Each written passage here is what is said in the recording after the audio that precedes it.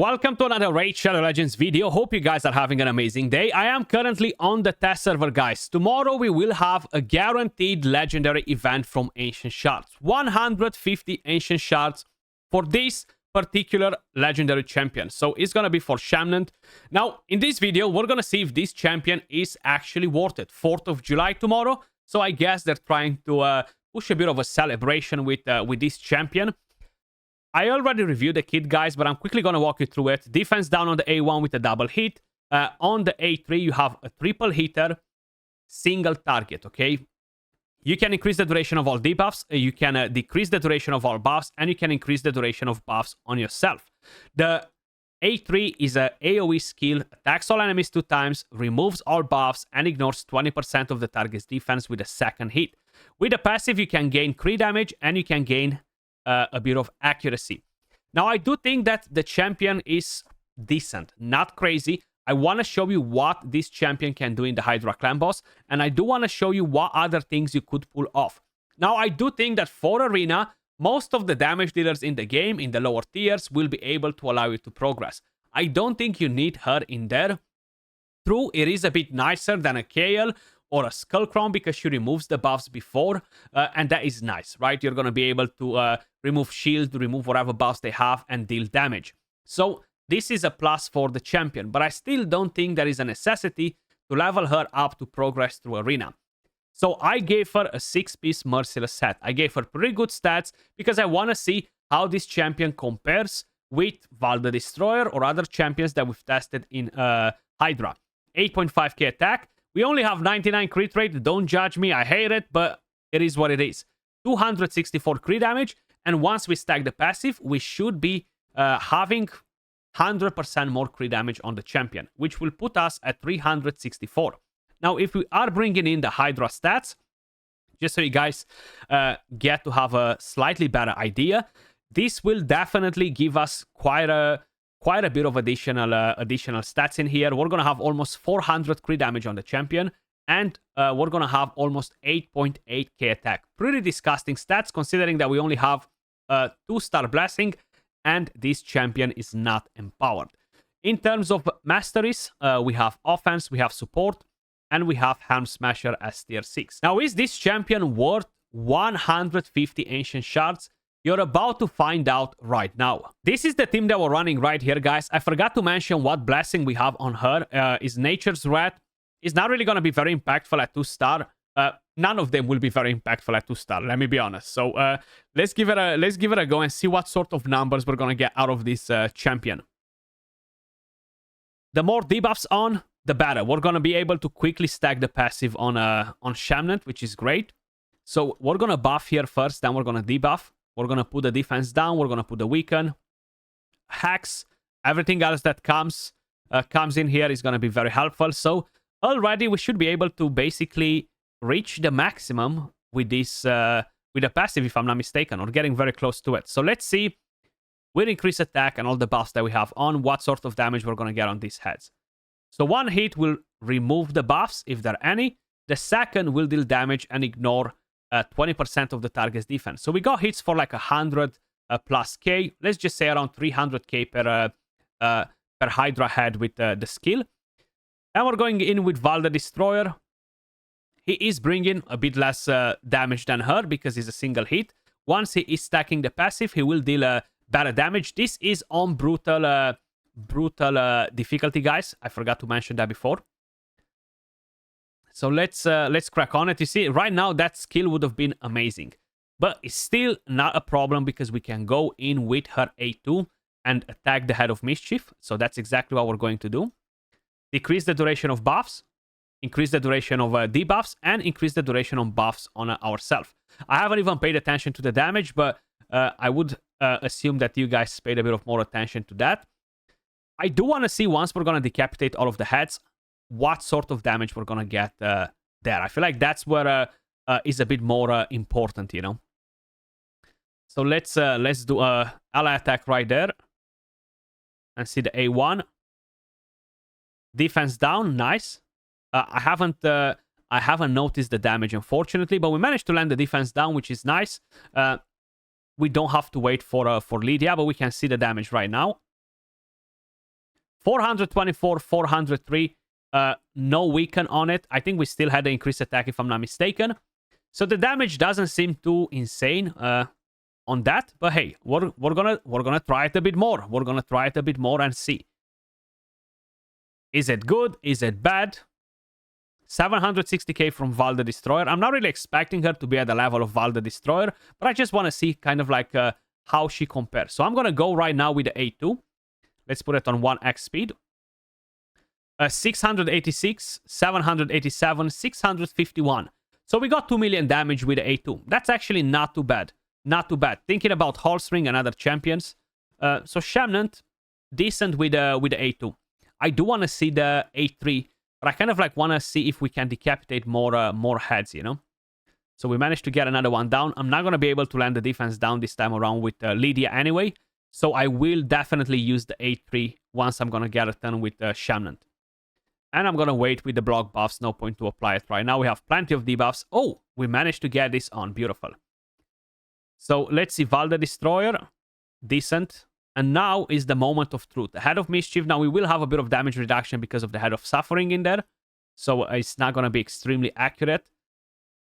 1.1 million damage on a decapitated head with both of the hits. That does feel a bit weak. Now, if you manage to have all of the heads decapitated at the same time and really make the most out of it, you can definitely bring like 4 million damage with no weak hits and stuff like that.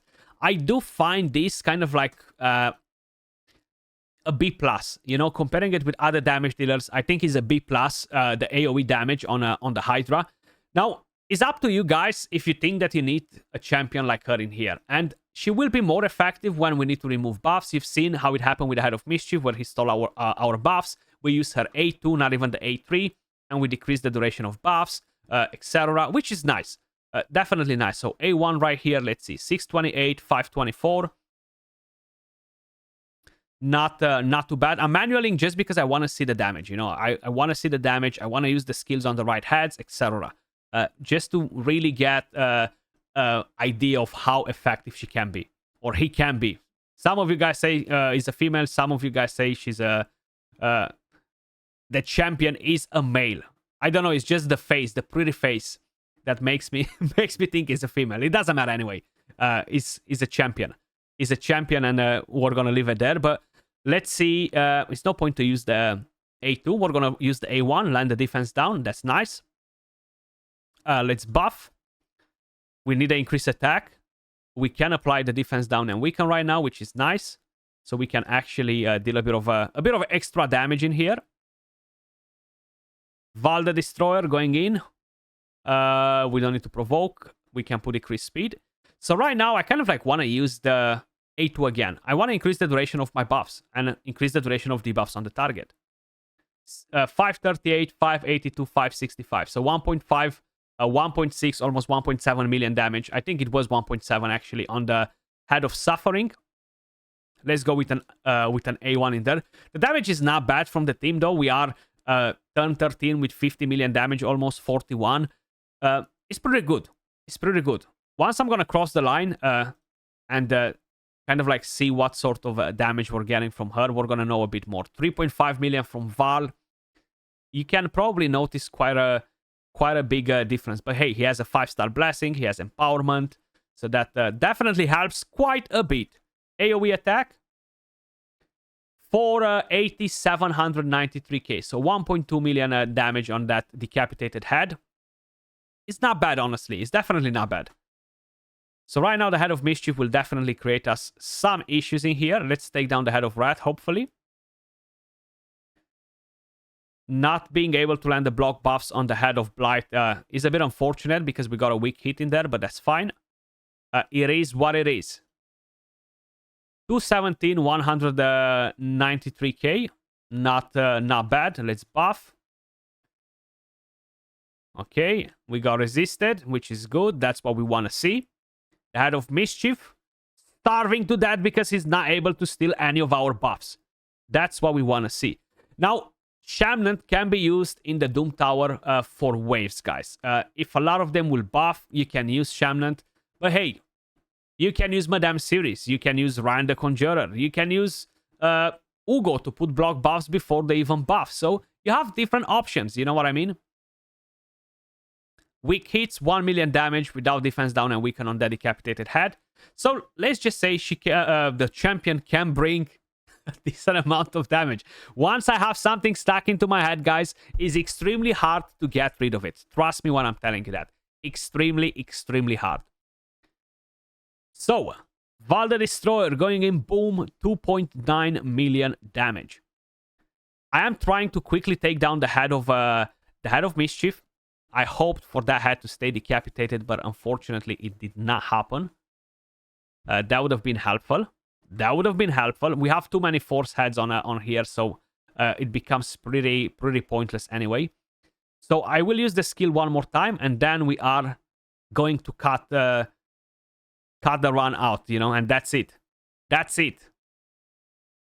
What damage we are getting from here? Very curious to see how the champion compares with Val. So we're gonna go with A1 right here. Decentish damage, almost 1 million. But I would say she is the champion. The champion is a B plus for Hydra. I don't think he's an A. It might be a minus A. I have no 9-piece protection gear either, guys, to increase the damage from there. But that's fine. That's something that will get increased for the entire team, you know.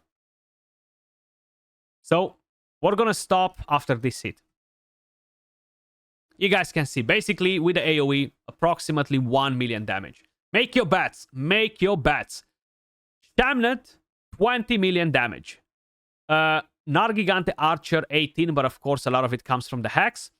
Val the Destroyer with 27.8. So it's not a bad damage dealer for the Hydra clan boss. As I mentioned, a B plus minus A. I feel like that's where this champion stands in terms of Hydra damage.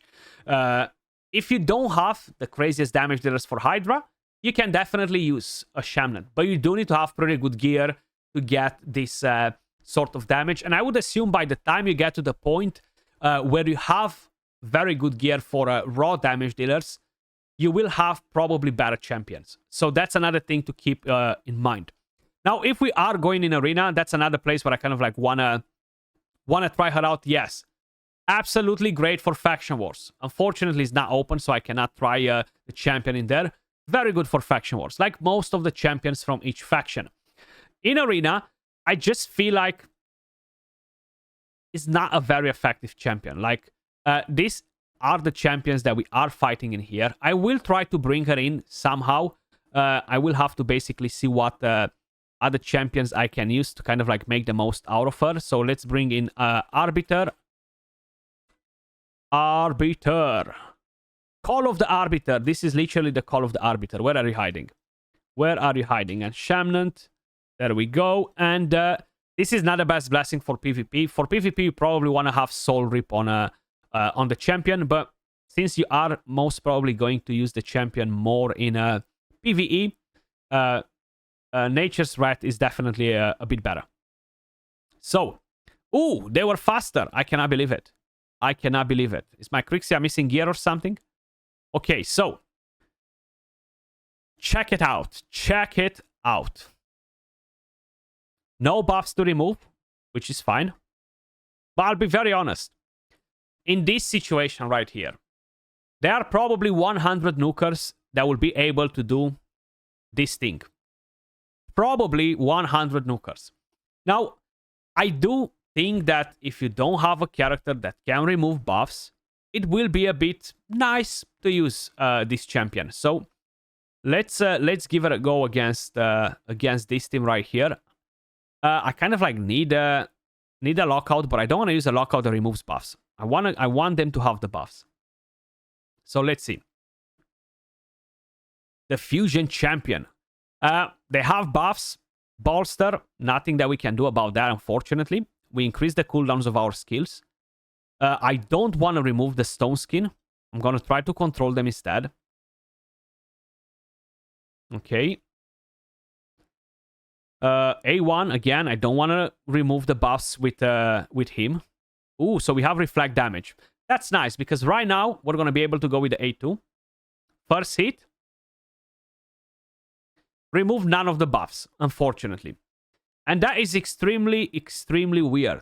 I'm not sure if we got resisted. I haven't noticed the resistance text on the screen. It might be. It might be. But we haven't removed any buffs.